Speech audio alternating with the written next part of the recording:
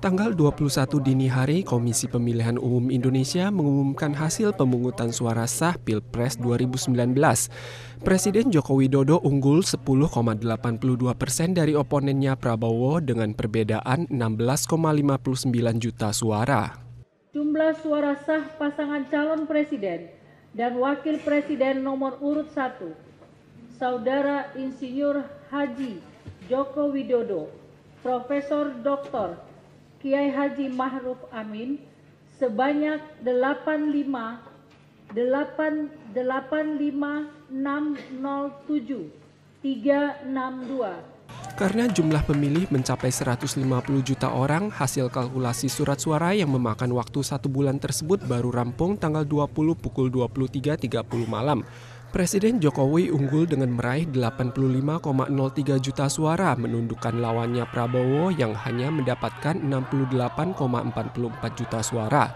Berdasarkan statistik KPU dari ke-34 provinsi, Jokowi unggul di 21 provinsi, sedangkan Prabowo hanya unggul di 13 provinsi. Bila kedua belah kubu tidak memiliki argumentasi terhadap hasil perhitungan suara kali ini, KPU akan mengumumkan kemenangan Jokowi tanggal 28 Mei.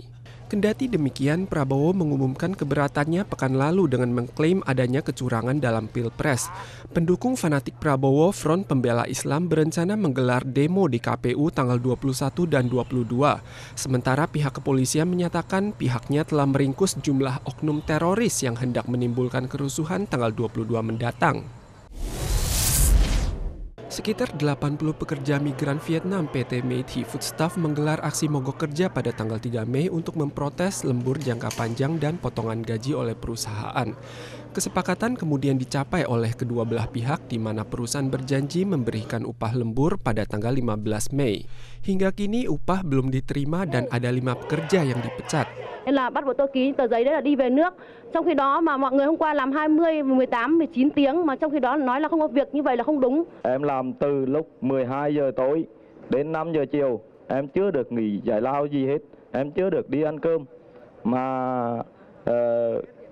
bảo là không có việc để cho 6 người về nước. Pekerja migran menjelaskan pengurangan bisnis akibat mogok kerja adalah alasan majikan memecat karyawan. Namun kenyataannya jam kerja mereka masih berlangsung selama 18 jam per hari. Perusahaan disinyalir melakukan aksi pembalasan. Para pekerja mengunjungi kantor Pemkot New Taipei pada tanggal 21 dan meminta Biro Tenaga Kerja melakukan investigasi. 因为重大的劳资争议影响了在现场工作劳工的劳动权益。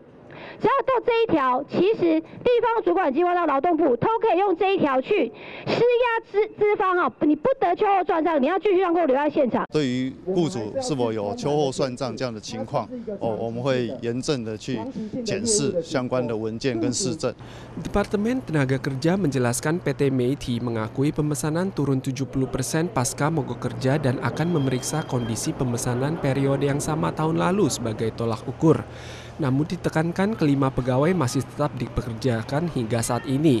Perusahaan hanya memberikan peringatan awal. Hujan deras mengguyur wilayah tengah Taiwan tanggal 20 siang menimbulkan banyak bencana. Seorang pengendara motor tertimpa tiang listrik dan tersengat listrik tegangan tinggi saat melewati Zhongshan Road Section 2 Taichung. Ia akhirnya tewas walau sempat dilarikan ke rumah sakit. Pihak keluarga terpukul dan merasa cacat pada sistem pemberhentian listrik adalah penyebab tewasnya anak muda tersebut.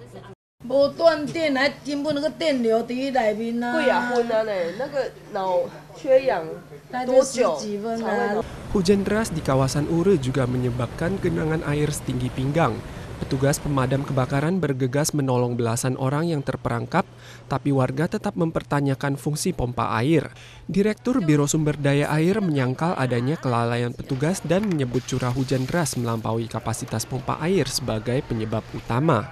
Hujan lebat juga menyebabkan bencana air di sejumlah distrik Taichung. Genangan air bertahap surut seiring berhentinya hujan. Pihak WRS Taichung menunjuk bahwa sarana pencegahan banjir dan drainase mendapat ujian saat hujan deras kali ini. Pihaknya akan terus memperbaiki kekurangan di masa mendatang.